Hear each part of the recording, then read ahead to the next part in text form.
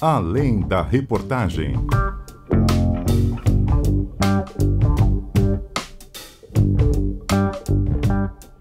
Olá, estamos começando mais um Além da Reportagem aqui nos estúdios da CBN Amazônia em Manaus. Espero que você que está acompanhando a gente aqui no podcast esteja bem. Hoje nós vamos falar sobre a seca histórica aqui no Amazonas, né? E as queimadas também que trouxeram dias de fumaça intensa aqui no estado, né? Dois grandes problemas recentes aqui do Amazonas. Geralmente, gente, para você que acompanha, para você que não acompanha também o podcast Além da Reportagem, a gente pega um grande material que foi produzido pela nossa equipe do Núcleo Globo, aqui na rede amazônica, e fala bastante sobre esse material, fala do além da reportagem de fato, né? Dessa vez, a gente vai fazer um pouquinho diferente, não vai ser um material só, a gente vai falar da cobertura em si, até porque muitos materiais foram preparados. Nós temos uma gama de repórteres aqui na rede amazônica fazendo material e mostrando para o cidadão amazonense, que é um trabalho importante, mas o nosso foco aqui é falar com a equipe do Núcleo da Rede Globo, porque eles preparam materiais e mostram a Amazônia para o Brasil, e por que não para o mundo também, né? Então a gente vai falar um pouquinho sobre esse trabalho. Não estamos com a equipe deles completa por aqui, porque é muita gente, tem cinegrafista, tem produção, tem a chefia, tem os repórteres, e a gente está com dois desses repórteres que trabalharam bastante nos últimos dias, continuam, aliás, né? Porque a seca ainda está no seu ápice, né? Bom, a gente está aqui com a Daniela Branches, repórter do Núcleo Globo da Rede Amazônica, a quem eu agradeço pela presença. Dani, bem-vinda, boa tarde. Obrigada, adoro estar aqui e boa tarde, né? Vamos lá, que essa conversa, se a gente for por tudo que a gente já trabalhou nessa seca, vai ser longa. Também estou com o repórter Alexandre Rissayasso. E aí, Alexandre, tudo bem? Seja bem-vindo. Olá, Patrick, tudo bem? É sempre uma honra estar aqui com vocês e bater um papo aí com os ouvintes, né? Para mostrar bem os bastidores dessa cobertura que está sendo bastante intensa para a gente. Pois é, vamos lá então. Primeiro eu quero começar dando um leve registro aqui sobre a seca, né? Exatamente no dia 17 de junho, gente, de 2023, o Rio Negro começou a descer, o que é normal para você que é amazonense, você sabe, a gente passa por períodos de enchente, por períodos de vazante, isso é natural. O problema é que às vezes vem uma enchente muito severa e uma vazante muito severa, é o caso que a gente está vivendo atualmente. No mês de setembro, o rio começou a secar muito. A gente chegou a uma média de mais de 30 centímetros por dia. E aí que está o problema, né? Hoje, por exemplo, no dia da gravação desse podcast, a gente tem aí o Rio Negro chegando na marca dos 12 metros e 89 centímetros. É a marcação mais recente que a gente tem. A gente nunca tinha chegado nisso, obviamente, e daqui em diante, até o rio voltar a subir, é recorde atrás de recorde. Eu estou falando só de Manaus, que a gente tem o nível do Rio Solimões no interior, a gente tem o nível do Rio Amazonas também, outros municípios como Manacapuru e Itacoatiara também registraram recordes.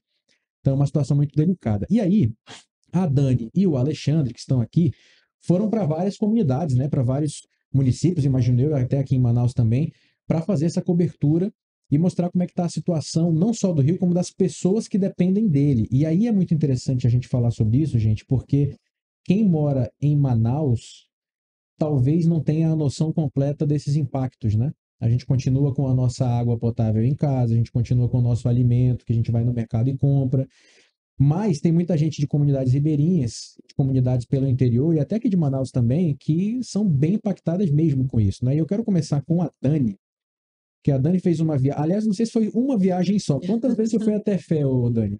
Não, agora nessa seca aí foi uma viagem só. Só uma para Tefé. Só uma para Tefé. Mas antes de Tefé, a gente já tinha ido a Tabatinga, Benjamin Constant e Atalaia do Norte. Então, a gente começou por lá, né? Que na verdade a gente pode dizer que é onde encabeça os problemas todos descendo para cá já, né? Lá Porque em Tabatinga, você lá quer em dizer, Tabatinga, Solimões, né? exatamente, Solimões. Então, quando a gente foi, ainda não estava assim tão, né, crítico como está agora, apesar de que agora já está subindo. Mas ficou muito pior do que quando a gente foi. E quando a gente foi já estava muito ruim, estava muito seco. Eu fiquei impressionada, porque quando eu viajo para Tabatinga, por exemplo, que a gente tem que ir para Benjamin Constant, a gente leva em torno de 20 minutos para poder chegar a Benjamin, de Tabatinga para Benjamin, de barco. E dessa vez que foi, a gente levou 1h10. Então eu fiquei, nossa, gente, a volta tá muito grande para a gente não poder topar em bancos de areia. Então eles refizeram todo o trajeto para a gente poder chegar lá. E assim, eu fiquei impressionada com o cenário. Impressionada mesmo. Cara, é surreal, né? Porque vamos lá, o rio desce, o caminho totalmente novo surge, né? Exato. Porque o que você faria, por exemplo, em linha reta de um município para o outro, só um exemplo aqui, né? Como o rio desceu, partes que eram de rio não são mais de rio, é de terra, óbvio que a embarcação E não passa, refazer. e aí o prático, a função do prático é essa também, né? De É, conhecer ali o caminho. como eles conhecem já essa região, então eles já têm essa noção de por onde eles podem passar, né? Então, eles vão inclusive sinalizando ali em alguns momentos com uns pedaços com umas varas, sabe? Aí colocam às vezes bandeiras em cores.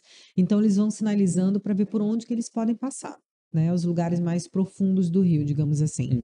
E aí tem que refazer mesmo o trajeto de viagem para poder continuar o trabalho. E aí a gente viu lá nessa região o trabalho que eles estavam tendo para fazer, por exemplo, carregamento de alimentos para levar para algumas comunidades e também para o próprio município, para a sede do município, né? Porque a preocupação é você abastecer a sede do município para que você possa dar acesso às pessoas que dependem dali daquele polo, né? Então chegava de Manaus numa embarcação que já vinha com um peso quase 50% menor, saindo da capital, né? E aí, quando chegava lá, fazendo o transbordo para o que eles estavam chamando de canoão, que é um tipo de canoa, só que um pouco maior, né? Que dá para levar uma certa quantidade de mercadoria para essas sedes. E era dessa forma que eles estavam fazendo. Então, era todo um trabalho, toda uma organização já do período e prevendo a seca severa, né? Lembrando que a Dani comentou aqui que eles foram quando o rio ainda estava descendo, Solimões, e que agora já está subindo. Para a gente entender, o Rio Negro ele ainda está descendo. Sim, Só que a descida ou subida do Rio Negro depende do que acontece nos Solimões, lá na região do exato. Alto Solimões, que tem o município de Tabatinga, por exemplo. Felizmente, né, atualmente, no momento da gravação desse podcast, o nível do Rio Solimões por lá já está aumentando, né? Isso quer dizer que em breve a gente espera que o nível do Rio Negro aqui em Manaus volte a subir também e que esses impactos acabem Diminuam, né? ou diminuam, né, com o decorrer do Quando a tempo. gente foi lá em Tefé, a gente também ficou. Lá são os conhecedores, né, da vivência mesmo, né, do dia a dia. Eles falam, tá chovendo lá, tá subindo lá nos Solimões em Tabatinga, vai levar uns 15 dias para chegar aqui em Tefé. Então, assim, se leva 15 dias para chegar em Tefé, imagina aqui, né? Então, assim, essa água toda vem descendo, né? Então, a gente tem que esperar todo esse retorno. É só a gente fazer a comparação também com os anos anteriores, né? Sim, Geralmente, até o final do mês de outubro, a gente tem essa redução, continua acontecendo aqui no Rio Negro. Depois disso, começa a subida, mas uma subida tímida ainda, né? Enfim. pois é, há uma preocupação, inclusive, porque era uma dúvida que a gente estava tendo em relação a todas essas previsões que assustam a gente, essas previsões Uhum. climáticas de que a seca pode durar um pouco mais e tudo. Mas o Serviço Geológico aqui do Brasil, no Amazonas, falou para a gente que essa seca no Rio Negro, ela de fato deve se prolongar um pouco mais, no Rio Negro especificamente, né? Em razões de todas as mudanças climáticas e todos esses fenômenos que a gente vem vivendo, como o El Niño, aí que tem o aquecimento do Oceano Atlântico e também do Oceano Pacífico. Então, tudo isso acaba influenciando, né? E as poucas chuvas que estão chegando aqui na nossa região. Eu tinha começado falando de Tefé, Dani, porque eu vi, na minha percepção, Tefé foi muito Marco, falado, né? né? É, Exatamente, foi um marco, exatamente. Tefé, até pela questão dos botos também, né? O grande bolsão de areia que foi feito no Rio, né? Por lá. E aí eu queria que você falasse um pouquinho sobre algumas das reportagens que você fez sobre esse caminho. Você fez uma reportagem indo de barco até lá e vocês tiveram que parar no meio do caminho para pegar uma outra embarcação, imagino eu que menor, porque a de grande porte já não passaria a partir de sim, determinado ponto. Aí você pegou um trecho de viagem noturna também, né? Fala um pouquinho sim. para a gente dessa experiência toda aí. Assim, a viagem que a gente faz para Tefé numa lancha rápida, né? Normalmente ela leva em torno de 12 horas, assim. Também não é uma viagem curta, é Pois uma é, já é viagem longa, demorado, já né? é demorada. Então, por causa da seca, a gente levou em torno de 17 horas e meia, mais ou menos, para chegar. Então, assim, eles também refizeram o trajeto em alguns momentos, por isso que ela fica mais longa, né? Então, eles vão fazendo caminhos por onde dá. E aí chegou um determinado momento que já era realmente noite, né? E a gente teve que parar num tipo de porto improvisado, digamos assim, que era um barranco, né? Porque o rio vai descendo, então aqueles barrancos vão surgindo. Então a gente parou lá e já é um ponto certo. Eles estão parando lá tanto para desembarque de passageiro quanto de mercadoria para chegar em Tefé. E aí a gente teve que passar por uma embarcação menor para poder chegar ao município. A gente levou depois mais uns 20 minutos, 30 minutos para poder chegar lá. Já era, então, bem mais perto, né? Já tinha Já passado era pela mais maior parte. pertinho, exatamente. A gente conseguiu chegar lá. E é um processo que eles estão fazendo, né, normalmente.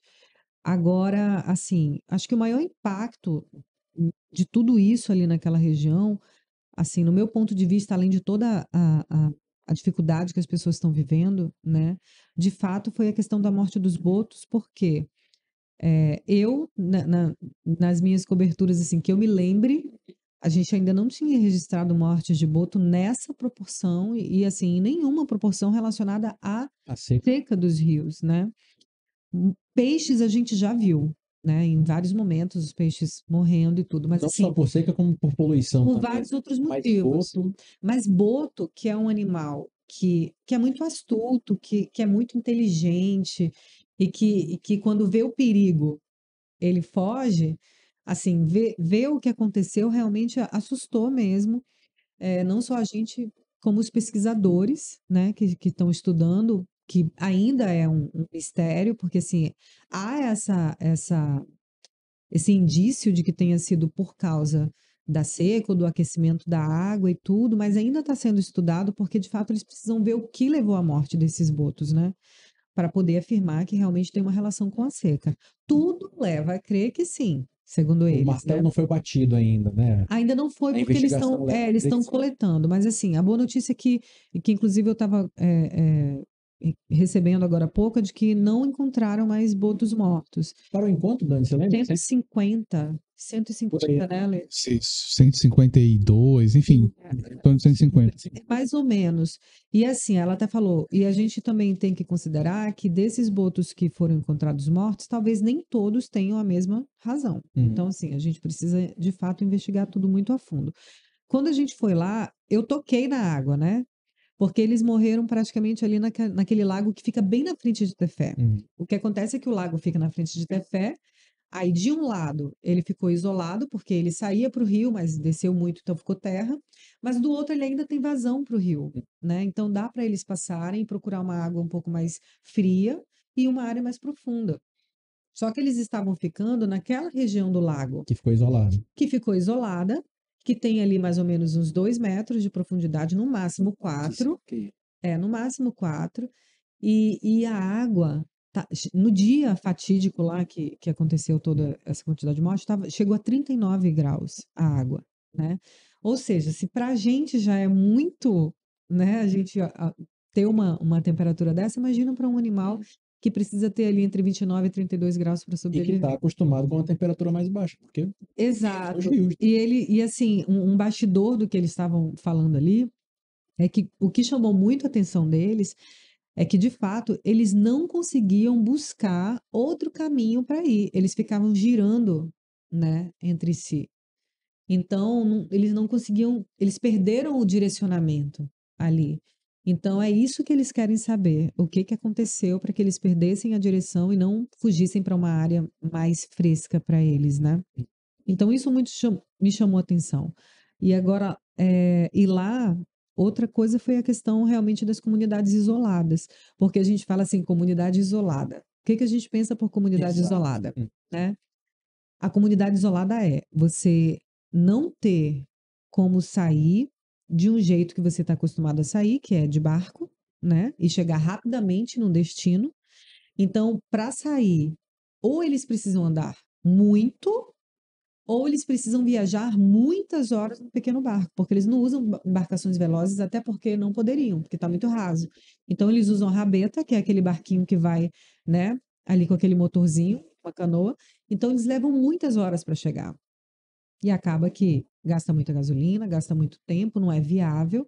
Então, eles acabam ficando realmente isolados, porque as faixas de praia, as faixas de areia são muito grandes, muito grandes. Aí falta alimento, falta água potável, principalmente. Assim, o que me chocou muito foi realmente a questão da água potável, que as pessoas bebem a água pura do rio, sem nenhum tratamento, porque elas precisam matar a sede, né? Então, assim, encontrei situações de crianças, uma criança doente, né? que assim, foi para mim foi o caso assim que mais me tocou assim de toda essa seca. Um menino que tem leucemia, ele estava voltando de Manaus do tratamento que ele tinha ficado aqui, ele estava uns 30 dias aqui em Manaus, e aí na volta ele teve que encarar uma caminhada de quase 1 hora com a mãe dele, né, pela praia. E aí ele chegou na comunidade, quando ele chegou, não tinha água para beber, né? Então você imagina uma situação dessa, você chegar e tal e não ter água para beber. E pela saúde dele, ele não poderia tomar água do rio, que era a mesma que os primos e irmãos estavam tomando. Que era Tinham 7 crianças na casa e todas tomando essa água do Rio Solimões, né? E ele não poderia. E a mãe falou assim: não, ele não pode, a gente vai ter que esperar a água da chuva para ele tomar. E ele não tomou, então. Segundo ela, ele não Então, tomou. quando eu cheguei, eu estava conversando com outro vizinho que tinha captado a água da chuva do dia anterior, porque tinha chovido um pouquinho lá. Aí a gente acompanhou ele até o vizinho e ele foi lá, pegou uma garrafa da água da chuva, ele cedeu e tudo, agradeceu. Então, assim, é uma situação tão extrema, é tão inimaginável, assim, para tantas pessoas que não fazem ideia do que é esse mundo amazônico, do que é essa vida que as pessoas levam, que os ribeirinhos têm, que tu fica realmente chocado, impressionado com tudo que tu vê, apesar de você já ter conhecimento de como é a vida na região. Eu me senti dessa forma, seu Ale. O Alexandre, tem uma reportagem sua, Alexandre, que teve uma imagem que foi muito impactante, assim, que foi a daquele senhor cavando um poço, o que parecia ser um poço, e parecia água de cimento, assim, quando você vai fazer cimento. Eu acho que era sua reportagem, não sei se era sua ou se era da Dani. Acho que era Ruth, né? É da Rotiene. Rotiene. Por aqui. Isso. A terra ela ficava rachada, né, porque está muito seca, e aí para buscar água, acredito eu, tinha um senhor, um morador da comunidade, que estava cavando ali, e ele chegou a encontrar, mas como eu disse, parecia água de cimento, assim, você está fazendo cimento, água cinza, Sim, uma imagem muito marcante. muito marcante, né? Cara, que isso, é surreal, né, que esse tipo de coisa existe. E aí vocês dois presenciaram, então, essa falta de água potável em diversas comunidades e falta de alimentação também, né? Mas eu quero primeiro falar da água, já que você tocou no assunto da água. A gente conversava aqui antes de começar o podcast sobre as condições dessa população que vive desse jeito, né? Ou seja, que não tem acesso normalmente à água potável e que bebe a água do rio. Eles usam que tipo de produto? Qual é que você falou, Dani? Hipoclorito. Hipoclorito de sódio. Isso. Eles usam hipoclorito que ajuda a minimizar, né, os vermes, as coisas que tem na As água, impurezas. as impurezas e assim, ela meio que baixa, sabe? Porque a água é suja, é como se ela viesse com barro, né? Então aquela sujeira, ela baixa e eles conseguem beber a parte limpa, né? Então ajuda a melhorar. Mas só que assim, em todas as comunidades que eu fui, eles não tinham mais o hipoclorito. Normalmente esse produto químico, ele é distribuído pelos agentes de saúde. Só que por causa da distância, os agentes de saúde não estão chegando nas comunidades, né? Então aí acaba que eles precisam se virar da forma que dá, eles vão improvisando para sobreviver mesmo, né? Para poder ir passando por esse período difícil. E aí, beleza, falamos então da falta de água potável, falta de acesso à água potável, e vamos falar sobre o desabastecimento de alimentos também, né? E aí, às vezes, eu acho que esse termo que você falou até, inclusive, do isolamento, comunidades isoladas, eu acho que ele não é 100% entendido por todo mundo. Porque quando a gente fala seca dos rios, o que acontece com a seca dos rios? Se o ribeirinho ele tem, por exemplo, o meio de transporte que é a embarcação, e se o rio seca, há uma distância bem maior para ele pegar essa embarcação e conseguir ir para outro município. Ao mesmo tempo, alguém pode pensar, pô, mas se o rio secou, dá para ir a pé, dá para ir andando, com outro meio de transporte, sei lá, uma bicicleta, uma moto, alguma coisa assim. A questão é, acredito eu, e vocês sabem dizer melhor do que eu imagino que essas pessoas, o único meio de transporte que elas têm, porque é o que é permitido, né, pela condição que elas vivem, é a embarcação, né? É a canoa. E quando não tem, faz o quê? Algumas. Anda. Sim, o Ale andou pra caramba esse Essa dia. semana passada, né? Nós visitamos uma comunidade rural, aqui de Manaus mesmo.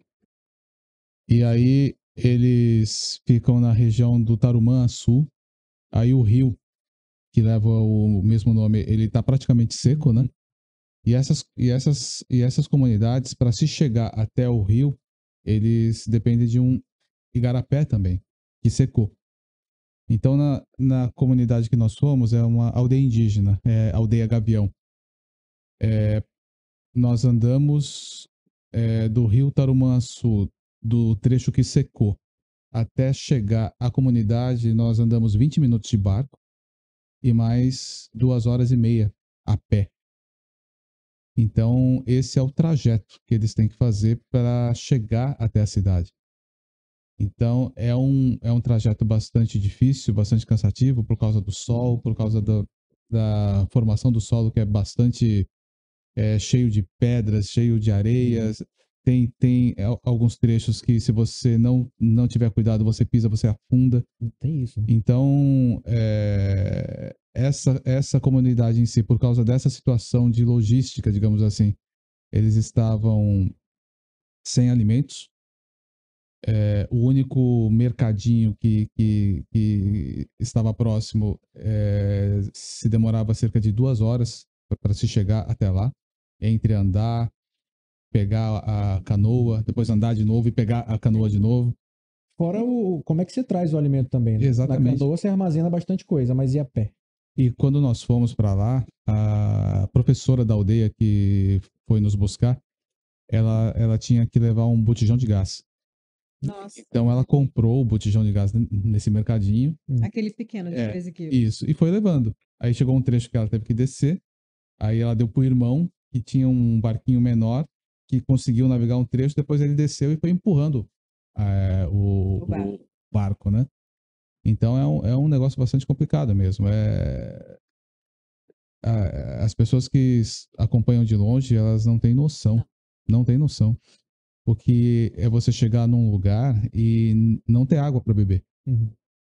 Tipo, não tem. É o Simples, básico, né? Você quer um não copo tem. d'água? Exato. Olha, Com sede, ó. tem mais aquele lá que a gente tirou da cacimba. Daí a gente pergunta, né? Mas você confia nessa água? Olha, eu coloco um coador nessa última comunidade que eu fui, eles faziam isso. A gente coloca um coador na garrafa, e esse coador, na verdade, ele é um pano de louça, né? Eles colocam aqui na boca do garrafão e vão jogando a água suja. É só para não passar as impurezas mais simples, né? A areia. Isso, exatamente. E há casos e mais casos de diarreia, vômito, né? Por ingestão dessa água, né? Então, enfim, as pessoas, elas não têm o básico, elas não têm água e não têm comida. Então, ontem mesmo a gente foi numa comunidade que os moradores tiveram que sair das suas casas, né? Para morar em canoas. Você tava Então, falando mesmo. são pessoas que nem o básico elas têm. É muito complicado. E é difícil você acreditar que em 2023 a gente vive você encontre pessoas que não têm água para beber. Então, algo tem que ser feito. Isso não é aceitável, isso não é admissível. Você viver num lugar, né? Viver num planeta onde você não consiga beber água. É complicado mesmo. Chego até a pensar que talvez isso nem é vida, né? Não, muito Qual é a difícil. dignidade da pessoa de Ela sobrevive, água? né? Exato. É uma Tô sobrevivendo, sobrevida, exatamente. né? É bem complicado mesmo. Ontem a gente também teve ontem não, na sexta-feira a gente esteve em 2 comunidades aqui próximas de Manaus, né? A gente vê assim, região metropolitana, né? Que é tudo ali na nossa região. O maior problema nesse momento é o acesso, Uhum. né? Então, o acesso é o que está dificultando a vida dessas pessoas. Como o rio desceu, as distâncias ficaram enormes. A gente já tem uma distância enorme, né? Quando o rio está cheio. Normalmente já é Exatamente. complicado. Normalmente já é, né, continental a nossa distância. Tu imagina, então, quando o rio seca, como é que fica? Então, assim, aí essas pessoas, que bom que tem poço artesiano, que é da escola, só que assim, é um poço artesiano que não é tão profundo, e que aí, como o rio vai secando, então eles já vão encontrando um pouco de dificuldade de trazer água limpa. Mas ainda assim, eles conseguem ainda um pouco de água. Alimento está chegando por doações, mas o que acontece? As doações ficam lá fora, lá na praia. Aí eles precisam caminhar Horas. exatamente, uma hora e pouco, trazer esse alimento na costa, né? Para poder vir enfrentando chão, só que chão com lama, porque muitas vezes, apesar da gente ter um sol intenso, não é suficiente para secar o fundo do rio, que fica à mostra, né? Então, eles vão pisando na lama, atolando e passando por toda essa dificuldade para poder continuar a vida E não tem opção, né? Não é normal. como se, essa é a pior opção. Não, essa é a opção. E É fora o É o que tem o sol, né? O sol, o Nossa, calor, o sol batendo desgastante. recordes Exato. de de dias temperatura, né? quentes, né? Sol desgastante. Você falou dessa situação das pessoas. O que elas fazem? Elas andam. Sim, elas vão improvisando. Algumas andam, né? Dependendo da distância e tudo. Outras improvisam. Por exemplo, a gente foi lá em Tefé, lá em Benjamin Constant, a gente estava acompanhando um grupo de estudantes, né? Que eles estavam tentando ali chegar na Na escola. escola. E assim, era um trajeto longo, de mais de 1 hora, que a gente fez de carrocinha, sabe? Que é uma moto, eu até chamei de triciclo no dia, né? Porque é uma moto que tem ali aquela carrocinha com os 2 pneus atrás e vai puxando.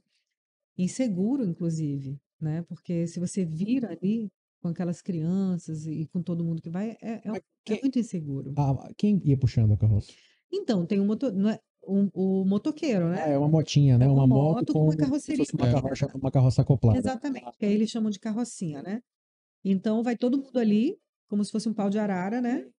E aí eles vão entre o caminho que eles abriram especificamente ali para poder chegar na escola, né? Acompanhando o trajeto que antes era feito pelo rio, né? Então lá tem isso. Em Tefé o pessoal estava cruzando de Tefé a Alvarães de moto. Ou seja, o fundo do rio ali virou a Totalmente pista. estrada. Exatamente. Aí choveu, não andava mais de moto, porque fica uma lama pura, né? Mas, tipo, na medida do possível, eles vão se virando e vão tentando ver de que forma chegar. É. Quando não dá, é que chega a calamidade É uma mesmo. questão de sobrevivência mesmo, Exatamente. é a luta pela sobrevivência, viu? Porque, enfim, a gente, ao longo desses últimos 20 dias, né, Sim. a gente tem visto, presenciado cenas, né, histórias que realmente a gente nunca imaginou. Eu realmente fiquei muito impactado mesmo com essa questão dessas famílias, né, que não têm o que comer, É, não têm o que comer. Ontem, nessa pauta, né, sobre essas famílias que estão morando em barcos, canoas, é muito triste você ver uma criança de 5 anos, né? Ah, mãe, tô com sede. Ah, bebe água aí. Ela pega uma vasilha, enfia lá no Rio Negro e sobe com a vasilha. A vasilha, a cor da água amarela, você chega, deu pra ver até uns bichinhos assim na água e ela pega e toma. é muito E triste toma como isso. se. E aí você fala, poxa, mas foi tomar uma água dessa, mas é a única água que tem. E o que eles falaram que a prefeitura de Novo Airão, né, chegou a fazer doações, né, de De alimentos, água potável. cestas básicas, né, água potável também. Mas isso há 10, 12 dias atrás. 2 galões Não dura para sempre. para uma família de 10 pessoas. Não Isso dura acabou pra em uma semana, né? Nem isso até. Nem isso. Então, enfim, é uma situação complicada. Chega a ser, eu acredito que possa ser até uma questão humanitária, Exatamente. porque as pessoas não estão comendo, não estão Agora, comendo. o mais triste é a gente pensar que, assim, hoje a gente consegue chegar ainda a essas comunidades que a gente consegue mostrar. E onde a gente não consegue chegar? Tem lugar que vocês não conseguem chegar? Sim, que assim, você só tem acesso de helicóptero, por exemplo, né?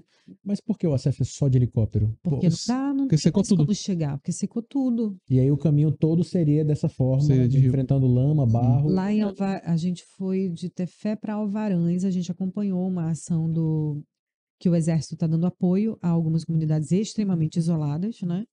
Então, a prefeitura lá de Alvarães tinha uns alimentos para dar, e então o Exército levou de helicóptero esses alimentos, que ajudou essa comunidade que a gente foi lá, que ia ser o polo, e ajudar outras 4 que estavam em volta, e as pessoas estavam dando horas para chegar nessa comunidade. Então, assim, secou tudo lá. As pessoas, quem fica doente ali, sabe, é uma situação Faz o quê? extremamente preocupante. Eles precisam acionar realmente as autoridades para que elas acionem o Exército, por exemplo, para que possa ir de helicóptero, porque não dá para sair do modo que eles saem. E não tem assistência médica na comunidade. Não tem assistência médica na comunidade, porque normalmente nessas comunidades acontece que as equipes elas visitam, né? É como se tem fossem posto. itinerantes, né? Exato. Então, tipo, ó, uma vez por mês a gente vai vir aqui para fazer isso, né? E lá nessa comunidade, inclusive, eles já tinham registrado mais de 300 casos de malária. Por causa da seca também, acaba que esse número de malária vai aumentando. Felizmente não tinha casos graves e eles estavam torcendo para que não tivesse casos graves. Mas, assim, é uma situação alarmante para mim, assim, que você precisa ter atenção. E como a gente é gigantesco, é muito complexo você ter esse atendimento para toda essa região, para toda essa área. A gente entende, inclusive, que é muito complexo você ter um plano de ação que atenda regiões, eh, sabe, como a nossa. É muito complicado, preocupante para mim, cada vez que eu penso, sabe, o coração fica É porque assim, pequeno, assim, porque é muito eu complicado. pensando nisso que vocês estão falando, e eu imagino que quem está acompanhando a gente também e se envolvendo de fato também pense dessa forma, eu não consigo. É difícil até imaginar o que essas pessoas estão passando. Visualizar, Eu né? não consigo, por exemplo, dizer que eu entendi, porque eu não entendo. Se eu vivesse lá de fato, eu iria entender de fato o que elas estão passando. Eu posso, no máximo, imaginar o sofrimento delas, mas entender é muito difícil. É muito difícil. Só se.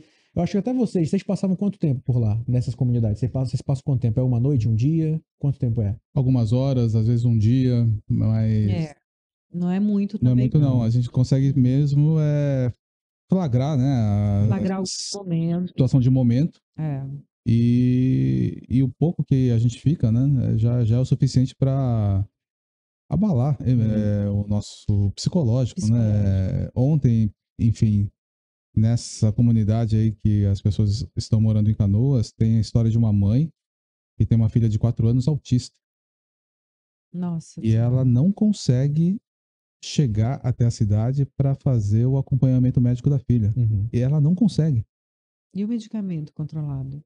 não consegue comprar. A filha está há mais de 4 meses sem atendimento, né? Ai, sim. Então, ela consegue controlar a filha com o apoio da avó, né? Da avó dela e tal. Mas é um negócio, é uma situação, é uma questão humanitária, sabe? Absurda, É uma é questão humanitária, absurdo. porque as pessoas, elas estão sem atendimento médico, elas estão sem alimento, estão sem água. Bem Então, pensado. se isso não for uma questão humanitária, eu E não sei o que pode sabe, ser. a gente vai às vezes nesses lugares, e às vezes nem todo mundo tem conhecimento, inclusive, desse tipo de caso. A Exatamente. própria autoridade não tem conhecimento desse tipo de caso, às vezes, né? Uhum. E aí as pessoas acabam ficando desassistidas mesmo, porque o único meio de comunicação, às vezes, é quando a gente consegue chegar nesses lugares, né?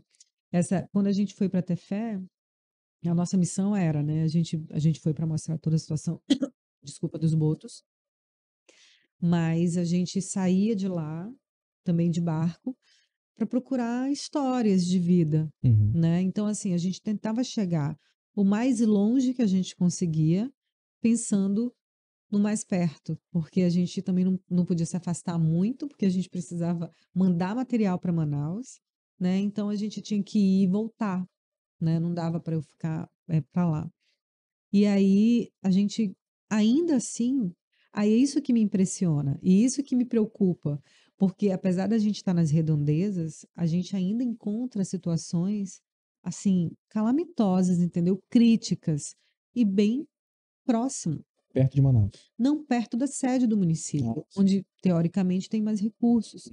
Só que aí o acesso impede, entendeu? É uma questão de. São comunidades, pessoas que realmente estão isoladas por causa da seca, né? Isoladas, isoladas. Elas não conseguem sair e quem eventualmente quer ajudar não consegue chegar. Uhum. Então, é um assunto muito complexo, né? Mas a gente espera que sirva de exemplo para que ano que vem, né? Lógico, a gente não espera que aconteça algo Semelhante a isso, né? semelhante a isso, mas que o Estado, o poder público, ele possa se preparar mais, né? Porque a impressão que nos passa é que foi todo mundo pego de surpresa, né? Então, que sirva de lição, né? para que medidas preventivas possam ser feitas, né? Porque quando a situação vem, quando a seca vem de uma maneira intensa e forte como essa, tem o que fazer. A gente ontem perguntou para algumas pessoas, né, que estavam lá morando na canoa, qual o seu sonho, né? Qual o seu desejo para daqui, sei lá, um mês, tal? Duas mulheres, elas não conseguiram responder. Ficou aquele silêncio, sabe? Você faz a pergunta, fica aquele silêncio e a pessoa chora. Chora porque não tem perspectiva de nada, né? De nada. A situação dela tá tão difícil, a escassez está tão grande que ela não consegue almejar, desejar nada. Ela só quer sobreviver. Então, que algo seja feito, né? Em termos de prevenção, para que a gente não tenha que testemunhar, presenciar fatos como esse, né? Porque, enfim, estamos em 2023 e tem pessoas que não estão conseguindo beber água na Amazônia. Pois Então, na Amazônia. na Amazônia. Então, tem algo muito errado nisso. Aliás, o Alexandre hoje, a gente vai falar um pouquinho sobre isso, essa situação da família. Pode começar, Alexandre, fica tranquilo. A filha do Alexandre tá aqui com ele, acho que ela tá até aparecendo na câmera agora. Qual é o nome da filha, Alexandre? Ana Mayumi. Ana Mayumi. E ela tá com o Alexandre aqui também, veio junto para essa gravação. Enquanto a gente tá conversando aqui, ela tá assistindo vídeos aqui no celular, sem problema. E aí a gente pega até a questão da distância da família, né, Alexandre? Ia chegar nesse ponto com vocês também, porque vocês passam muito tempo longe da família, né? Vocês viajam, e aí para quem tem filhos, quem tem esposa. Como é que é para vocês essa situação, Alexandre? Então, desde quando nós entramos nessa profissão, né, no meu caso, a gente tinha noção, né, de que episódios como esse iriam acontecer. De viagens, distâncias longas, muito tempo longe da família. E o que eu procuro fazer é realmente estar o máximo de tempo com ela quando eu tô aqui em Manaus, né? E ela sabe que quando aparece uma viagem, o papai, né, fica fora aí uma semana, 10 dias, já teve ocasião de ficar mais de 30 dias fora de casa, né? Então, é complicado, mas a gente procura trazer lições dessas coberturas para a nossa casa, para nossa família, né? Ontem mesmo eu estava comentando com ela, né? Olha, o papai foi lá numa comunidade que as pessoas estão morando em canoas. Daí ela perguntou, nossa, por que, papai, estão morando em canoas? Elas não têm casa? Eu falei, não, filha, tem casa.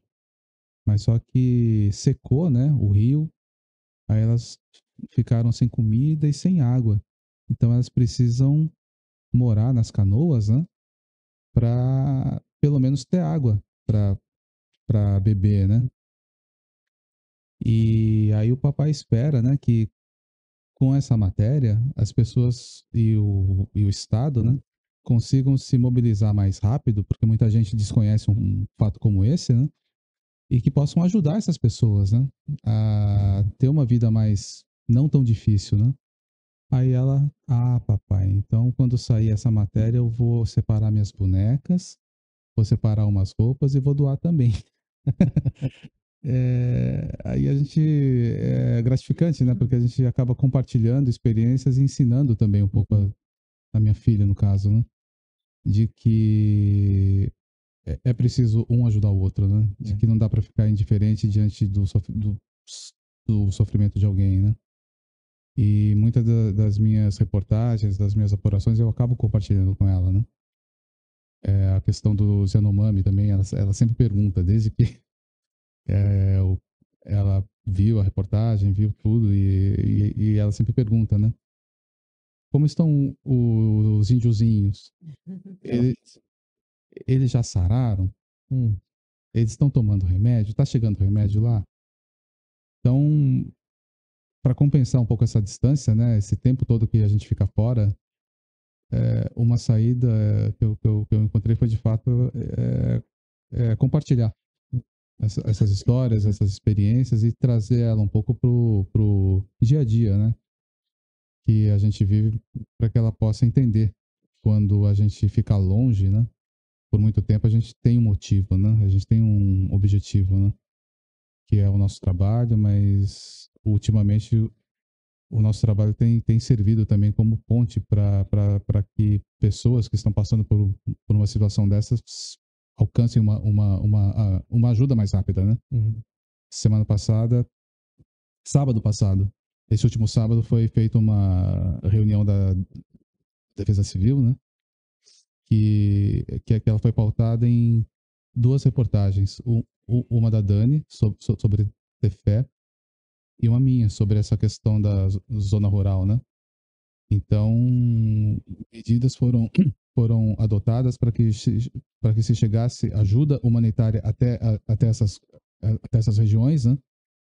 Por causa das reportagens, porque as reportagens, elas mostraram isso, né? Então, a gente acaba servindo como apoio também, para um apoio para essas pessoas serem ajudadas, né? Serem socorridas a tempo, né? E realmente é difícil, né? A gente ficar longe e tal, mas tem essa compensação, né? Sim. Quando a Dani sai para beber água agora, Dani, eu perguntei para ele, gente. perguntei pro Alexandre, porque a Ana, né? A Ana, ela foi falar com o pai, né? Ah, foi. E aí, não, tudo bem, ela tá até ali do lado dele agora, assistindo o vídeo, exatamente. Descer também aqui no podcast. E eu aproveitei para perguntar do Alexandre sobre essa relação, né? Ele fica muito tempo longe da família em algumas situações, quando é uma cobertura muito grande como essa que está acontecendo, né? E aí ele tá comentando isso, né? Sobre, pô, fico realmente muito tempo longe, quando eu volto, tento ficar junto com ela, tento explicar por que o papai tava longe, né?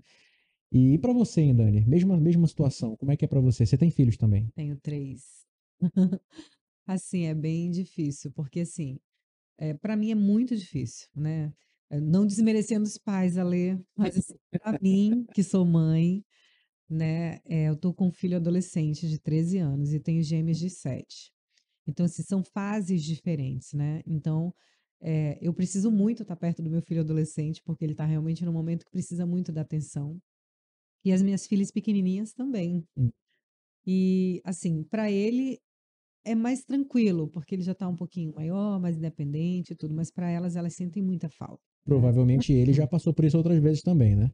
Porque existe que já tá Sim, na profissão há algum tempo, eu acho que. sim, ele já passou por isso ele já conhece como que é a Hum. minha rotina, né? Ele fica ali na dele, tudo, mas eu sei que ele sente falta. Mas para elas é muito mais intenso, sabe? A distância. Aí chora, sabe? Quando tá longe, fica com saudade. E aí o teu psicológico também deve. O meu psicológico fica muito mexido, mas eu tento fazer como o Ale faz, a gente tenta compensar de uma outra maneira, né? Inclusive, nessa seca agora, eu chamei os 3, sentei e falei, gente, a mamãe vai viajar mais do que o comum. Então, assim, a gente está num período muito ruim aqui no nosso estado, tá desse jeito, as pessoas estão passando por isso. Eu expliquei realmente, de fato, toda a situação, e aí eles compreenderam. Então, as viagens estão sendo mais compreendidas nesse período.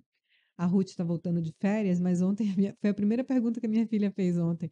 Mãe, a tia Ruth já vai voltar? Eu falei já. Ah, então você não vai mais viajar muito, não sei o que. Eu falei, não, calma, né? Não Quer é dizer que a assim, felicidade quando a Ruth volta não é só né? dos profissionais aqui, é Exato. também do. Aliviar um pouco, né? Que alivia um pouquinho quando os 3 estão, né? Quando tá 2, assim, ou um, aí o negócio pega. Mas a gente vai tentando, né, se virar, assim, realmente vivendo e trazendo eles para dentro dessa rotina, né? Assim a gente vai compensando. É. Bom, a gente falou bastante de seca e, enfim, sobre os impactos dela, né? Agora, junto com a seca é natural, a gente já tem a seca, a vazante todos os anos, apesar de que esse ano foi uma intensidade muito grande, ainda está sendo, na verdade, né? Mas além dela, a gente teve algo que pelo menos eu nunca tinha visto, que é a questão das fumaças. A gente já está vivendo aí já há algumas semanas, na última semana deu uma boa aliviada, né? Mas antes disso, na verdade, a gente já tinha aí mais de 2, 3 semanas com bastante fumaça aqui em Manaus, só que essa fumaça se concentrava pela manhã e pela noite, e durante o dia dava uma cessada. Não sei se vocês acompanhavam, percebiam isso, né? Sim, sim. Mas teve uma semana específica não sei se faz 2 semanas, eu acho que isso aconteceu, que a gente teve quarta, quinta, sexta e sábado de fumaça o dia inteiro. E aí vocês fizeram coberturas sobre isso também. Eu vi uma sua em Altazes, por exemplo, Uhum. que alguém no grupo nosso lá comentou até que parecia Mad Max, por exemplo, É. pra quem viu o filme, né? Horrível. Aquela imagem ali, quando eu olhei, eu pensei, que isso? O que que a gente tá passando? Né? Por conta de queimadas na região metropolitana de Manaus. Queria que vocês falassem um pouquinho também sobre as produções de vocês para Globo, né? A respeito dessa fumaça, que foi algo. Eu, pelo menos, não lembro de ter visto isso em outra época aqui na cidade. Eu não lembro também não, assim, eu já vi, claro, né? Mas de uma maneira bem menos intensa. Sim. Mais pontual, né? Exato. Como agora foi surpreendente. E assim, a gente acordava, eu, por exemplo, eu moro no quinto andar, então assim, a minha vista completamente embaçada, né? Parece neblina, Hum.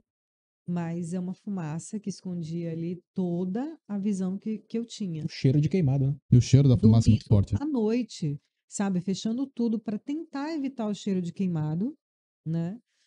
Mas não tinha muito jeito, não. Foi muito difícil, muito, muito complicado, assim. E a gente compreender de que forma que isso estava chegando aqui, né? De entender o que que as pessoas estavam fazendo para acontecer aquilo. Ah, era um fogo daqui ou estava vindo de onde? Né? Até a gente entender que era de uma região mais próxima e não a queimada mesmo ali que a É. gente vive no sul do estado e tudo, que era uma coisa realmente mais pontual, digamos assim, que estava causando aquilo, e que é comum no período de seca, que é a questão da queima de roça, a questão da queima um pouco mais doméstica, digamos E assim, até a queimada natural mesmo, né? e a queima Que natural do calor, né? isso, em Altazes, né? Quando Uhum. nós fomos para lá, a gente presenciou uma queimada natural. A gente viu um grupo de indígenas combatendo fogo na beira da estrada mesmo. Aí descemos para acompanhar esse trabalho todo, né? E de fato, teve uma hora que a gente conseguiu acompanhar uma faísca saindo debaixo da terra. Aí ela foi ganhando força, queimou a folha e em menos de 1 minuto já ocupou uma área inteira, né? Então é um conjunto de fatores, né? Tem a queimada natural, mas também tem muito da queimada criminosa, né? Sim. Então essa soma que onde a queimada criminosa ainda é bem maior do que a queimada natural, segundo as investigações aí das autoridades, né? Isso tudo dificulta muito essa questão do meio ambiente, do ar que a gente respira, né? Eu fiz uma passagem, né? Como nós falamos, em TV, lá na Ponte do Rio Negro. E de lá a gente via Manaus coberta, 100% coberta por uma nuvem de fumaça em cima de Manaus. E do outro lado, né, que é a região metropolitana, a gente conseguia ver essa nuvem chegando. Então, são imagens que impactam, né, e que vão acabar ficando marcadas mesmo, né? Tem uma passagem do Alê que para mim vai ficar muito marcada, que é aquela que você sai do meio da fumaça. E não é o de Altazes, Acho essa? que Acho é. que é Altazes. Essa é a passagem de Primeiro quando eu Altazes. fundo assim, falei, nossa senhora. Quando eu vi aquela imagem, a primeira coisa que eu pensei foi: tu ficou bem de saúde, Alexandre? Deu algum problema depois Tosse. daquilo ali? Só tosse. Porque, né, no meio da fumaça, e era o que a gente estava passando aqui, tudo bem. Aquela passagem ali, eu acho que ali estava bem intenso mesmo, acho que tinha uma queimada perto, né, Alexandre? Tinha uma Pois é. queimada prévia. Sabe como eu fiz uma passagem parecida, mas não era fumaça, era poeira. A gente, tipo, no meio da poeira, assim, sabe, saindo. Me lembrou esse dia que a gente fez e eu falei, gente, olha a quantidade de fumaça. E olha que lá, nesse ponto, a gente estava na estrada que dá acesso a Altazes. A gente não tinha chegado em Altazes ainda. E já estava daquele jeito. Já pensou? Pois é. É muito triste ver tudo isso. Falando em criança, ontem a gente passou aqui em Manaus mesmo, né? Eu moro aqui nessa região do Dom Pedro, e aí teve um pequeno incêndio naquela mata da Bola das Letras, né? Das Letras. E a mata tá toda queimada lá. Aí a minha filha passa por ali, ontem eu passei com ela por lá, ela falou assim, eu não quero mais passar por aqui, mãe. porque eu fico muito triste quando eu vejo a mata laranja, porque ela não é laranja, ela é verde, né? Eu falei, filha, ela, mas por que que as pessoas queimam a mata? Enfim, para te ver o quanto que isso atinge, né? De tanto que a gente fala também, poxa, estão queimando e tudo, então mexe, inclusive. E assim a gente vai, inclusive, educando, né? E mostrando e conscientizando. Isso aí. Bom, pra gente fechar, gente, eu vejo assim, falando sobre mais o trabalho de vocês, né, de registrar tudo isso, junto com uma grande equipe, que, aliás, eu gostaria que vocês falassem o nome dessas pessoas, para não ficar aqui só na Com Dani e só no certeza. Alexandre, né? Mas esse trabalho de vocês de mostrar tudo isso que está acontecendo aqui para o Brasil inteiro, como é que vocês veem que tem algum tipo de resultado, assim, na visibilidade, sabe? Você acha que a partir dessa documentação, né, de registrar tudo isso e mostrar para todo mundo, a gente consegue algum tipo de resposta positiva no sentido de ações governamentais, algo assim? Como é que vocês enxergam isso? Acho que assim, primeiramente, a minha esperança é que a gente mostrando a Amazônia, as pessoas compreendam um pouquinho do que ela representa, sabe? Que elas compreendam como que as pessoas vivem, a importância que essas pessoas têm e o quanto elas precisam de atenção. Então, assim, eu acho que inicialmente é a gente realmente levar a realidade da Amazônia às pessoas, né? Que não têm noção do que é esse planeta à parte, né? Uhum.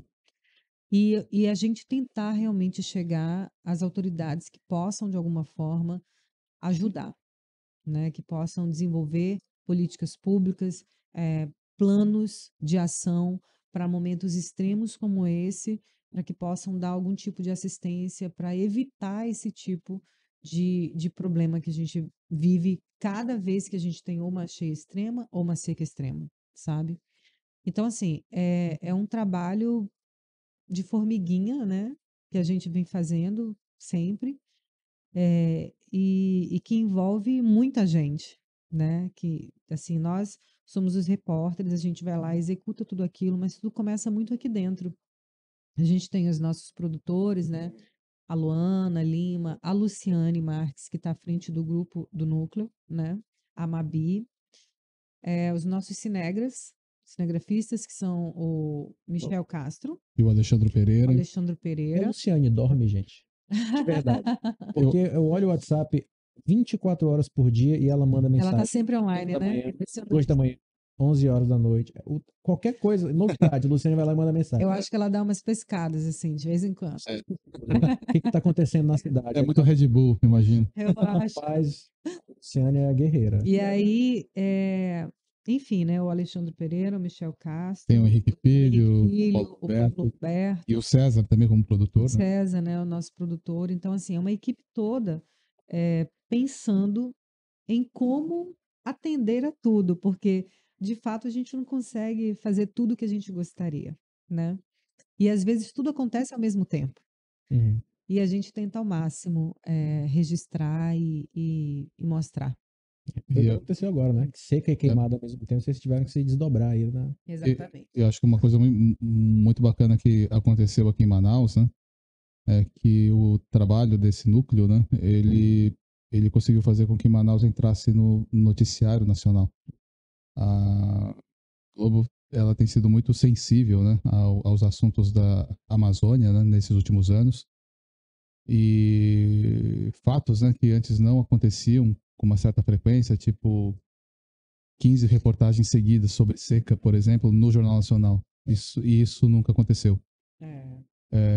Fora a questão das queimadas, fora outros assuntos, né, ligados à Amazônia, com grande destaque no noticiário nacional, né? E no caso específico dessa cobertura sobre a seca, né?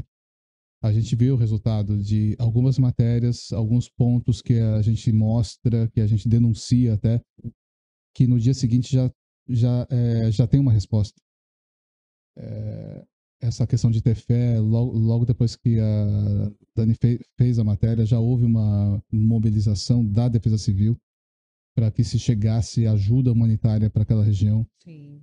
A Defesa Civil dos municípios, né? Aí já contaram com a ajuda do Exército, Sim. teve essa ação. Assim, a gente vai se mobilizando junto, né? Sim, sim. Vai complementando ali o outro. E essa é a nossa função mesmo, né? De mostrar realmente o que está acontecendo, né? E do outro lado a gente fica na torcida para que essas reportagens que nós exibimos, né? Elas tenham um resultado mais forte, mais específico, digamos assim, na vida dessas pessoas, desses personagens, né? Então a gente fica muito feliz quando a Defesa Civil, né, ela anuncia que foi criado um comitê, um plano de ação para ajuda humanitária naquela região da zona rural lá de Manaus, né, daqui de Manaus, perdão, que nós mostramos, que nós tivemos que andar 3 horas, tudo seco, pessoas sem água potável, com problemas de receber alimentos, né? Então, não deixa de ser uma forma de retorno do nosso trabalho, né? E isso deixa a gente feliz, contente. Recompensados. É isso.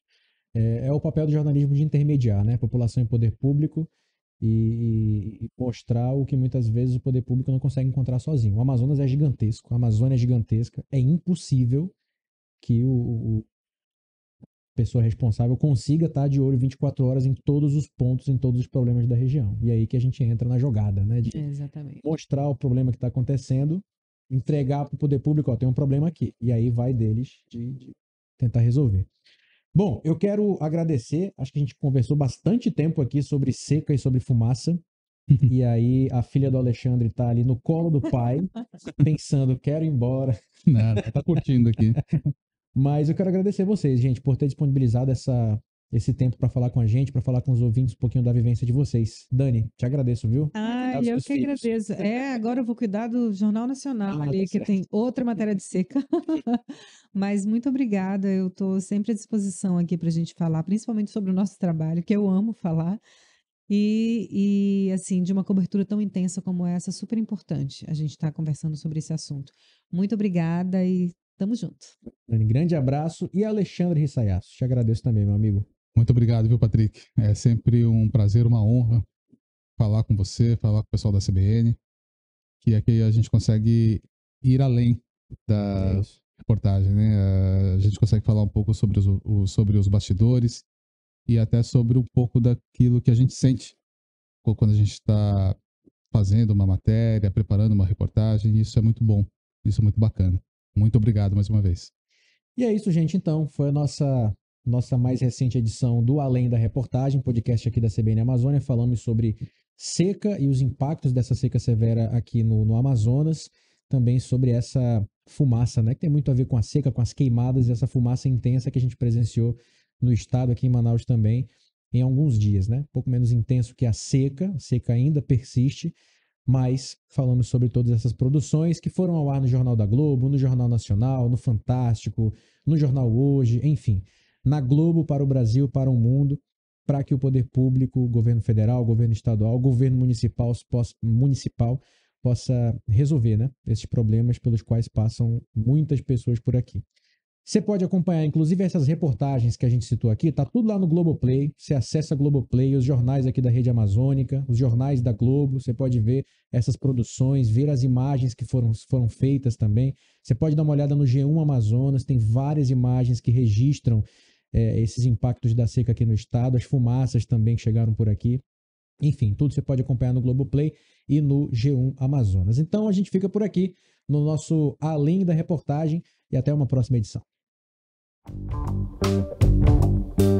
Além da Reportagem.